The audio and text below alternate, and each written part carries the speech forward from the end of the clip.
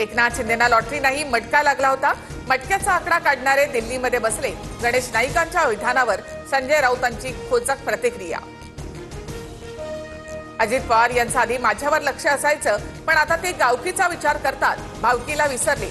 अजित पवार यांच्या समोरच रोहित पवारांची टोलेबाजी. तर अरे भावकीकडे लक्ष दिलं म्हणून तो आमदार झाला.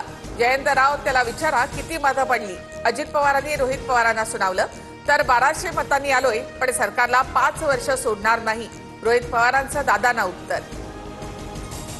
रोहित पवार हा उगवता तारा. अजित पवारांसमोरच सरोज पाटील यांच्याकडनं रोहित पवारांचं कौतुक. सरोज पाटील या अजित पवारांच्या आत्या. युतीचा विचार डोक्यातून काढून टाका. सोयीचं वाटेल तिथे युती करायची, अन्यथा सोडून द्यायचं, असं आपलं धोरण. स्थानिक स्वराज्य संस्थांच्या निवडणुकांसंदर्भात प्रफुल्ल पटेल स्पष्टच बोलले.